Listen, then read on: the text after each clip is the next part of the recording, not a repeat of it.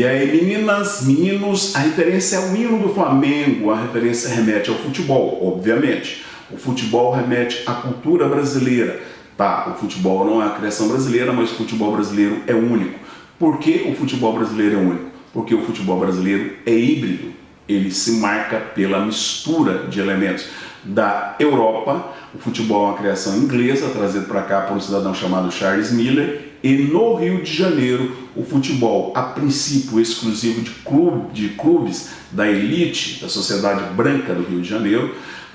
Obviamente que isso aqui é uma expressão forçada, tá? Porque o Rio de Janeiro é extremamente miscigenado, então é claro que dentro da sociedade branca, dentro dessa elite, havia um número muito grande de mulatos.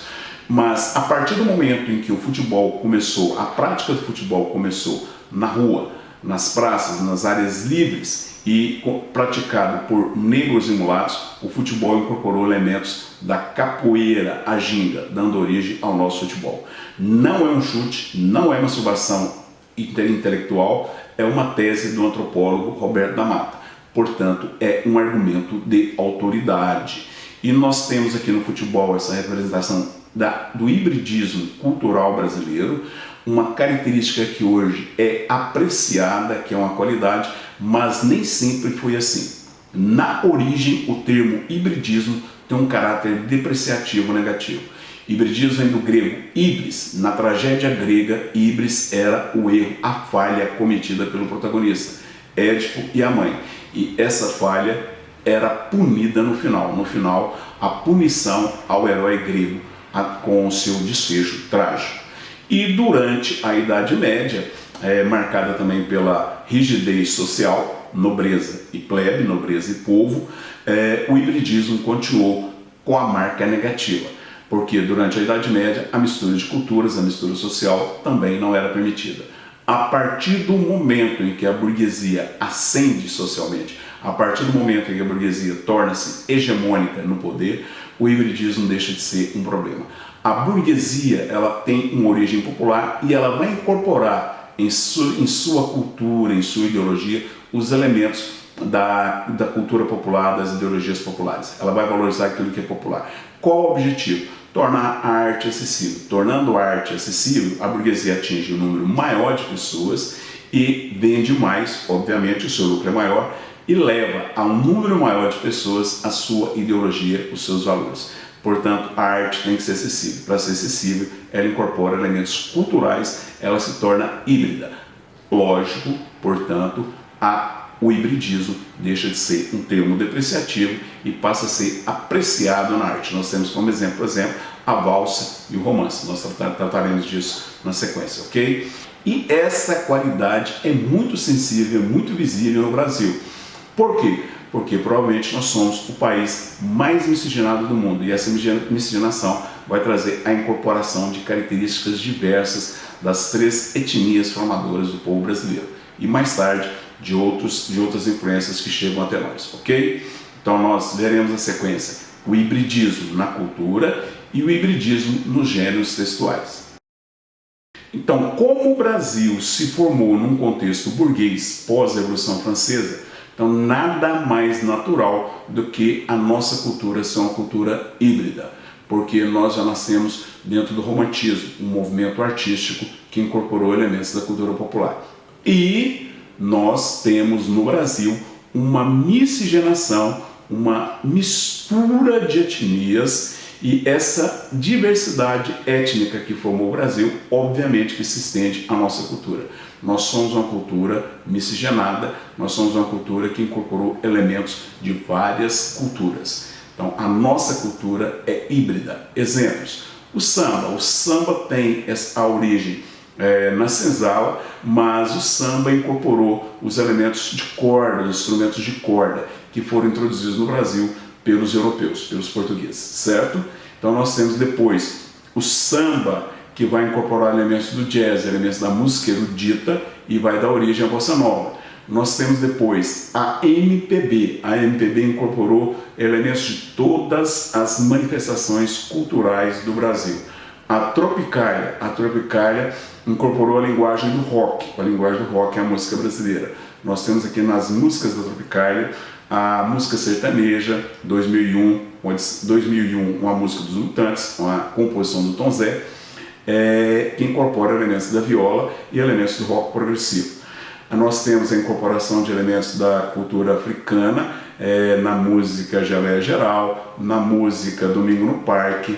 Tranquilo, meninos? Então nós temos aqui essa incorporação de elementos culturais, o hibridismo cultural, acentuado na música brasileira e que nós veremos depois no rock nacional dos anos 80, no rap. Tanto é que uma das últimas questões sobre hibridismo no Enem referia-se a Chico Sainz, Nação Zumbi, os pernambucanos que incorporaram o rap e o maracatu. Nós temos o forró do Raimundos, nós temos o rap dos Racionais, que também incorpora culturas. E nós não podemos deixar de lado a questão da música sertaneja. Há um preconceito da elite muito forte em relação à música sertaneja, mas a música sertaneja do Brasil é marcadamente híbrida. Ela vai incorporar elementos da cultura europeia, o pop norte-americano, a guarânia do Paraguai, o mariachi do México. Há uma incorporação de elementos diversos, tornando a música sertaneja um gênero marcado pela diversidade, portanto um gênero extremamente híbrido. Hibridismo marca a música, hibridismo marca a nossa literatura, a incorporação do folclore, das lendas Iracema, o Guarani, no romantismo, Macunaíma, Mar de Andrade, no modernismo, a incorporação da narrativa oral, do caos nas narrativas do João Guimarães Rosa. Isso é acentuado, assim como é acentuado na poesia brasileira, que incorpora os elementos da cultura popular. Também no cinema, a incorporação de elementos da cultura norte-americana, da cultura europeia e da cultura brasileira. O cinema novo, Rio 40 Graus, Macunaíma, Vidas Secas. O hibridismo é uma marca da sociedade burguesa. O hibridismo é uma marca do Brasil. O Brasil é um país que já nasceu no contexto burguês. E esse hibridismo, como marca da sociedade burguesa, ele se estende aos gêneros textuais. E é muito importante vocês fixarem também essa questão, os gêneros textuais híbridos, porque é outro aspecto, é outro tema constante em questões de provas, certo? E nós vamos trabalhar com vocês, obviamente. Rapaziada, final do século XVIII, Revolução Francesa, a burguesia como classe hegemônica. Final do século XVIII, primeira Revolução Industrial, novas formas de energia que permitem a produção em massa de jornais, revistas e livros. E essa produção em massa faz surgir vários gêneros textuais, e gêneros textuais que dialogam entre si, gêneros textuais mistos, gêneros textuais híbridos. Como exemplo básico nós temos o romance é um gênero textual híbrido que traz as marcas do gênero dramático, a fala dos personagens, do gênero lírico, o sentimento, a manifestação dos sentimentos dos personagens, e do gênero épico, assim como a epopeia, o romance é narrativo. E nós temos também a crônica, surgida no decorrer do século XIX, que mistura elementos da literatura e do jornalismo. É um híbrido, é um misto de texto literário com texto jornalístico. A segunda Revolução Industrial, com a introdução da energia como forma, da eletricidade como nova fonte de energia, amplifica a produção editorial e gráfica. E amplificando, nós vamos amplificar também os gêneros textuais. É uma marca da cultura moderna e contemporânea e uma marca que com a revolução tecnológica, com as tecnologias digitais, se torna infinita. A criação de gêneros, a criação de linguagens, para nós hoje, ela não tem limite, certo? As tecnologias digitais, as novas linguagens, permitiu o surgimento de gêneros, dos gêneros digitais. E os gêneros digitais, mais do que antes, são gêneros digitais mistos, até porque eles vão incorporar elementos do áudio, do vídeo, não apenas a linguagem escrita, mas a linguagem audiovisual, a linguagem não verbal. Meninas, nós temos aqui como exemplos fundamentais, só para marcar para vocês, para ilustrar para vocês, o podcast, a mistura do rádio, a mistura do programa de rádio, a mistura das entrevistas, marca da cultura do vídeo, e a mistura da reportagem, característica do jornalismo.